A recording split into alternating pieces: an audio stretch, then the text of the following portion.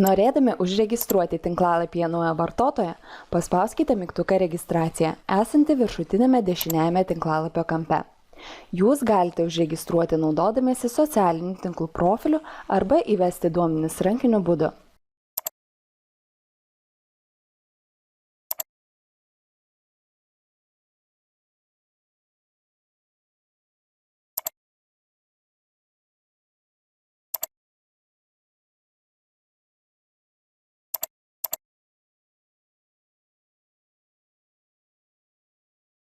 Spauskite tęsti.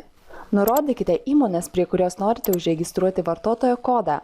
Kitus laukus sistema užpildys automatiškai. Toliau spauskite registraciją. Naujas vadybininkas užregistruotas. Vartotojo slaptažodį jūs gausite tuo telefonų numeriu, kurį nurodyti registruodamiesi. Jei registracijos metu naujas vartotojas nurodė jūsų įmonę, visi vadybininkai gaus sisteminį pranešimą apie naujo vartotojo registraciją. Jei vartotojas dirba jūsų įmonėje, spauskite mygtuką dirba. Jei nedirba, spauskite nedirba. Prieiga tokiam vartotojui bus uždaryta. Jei dėl darbo tinklalapyje jums kilo klausimų, kreipkitės tinklalapio apačioje nurodytais kontaktais.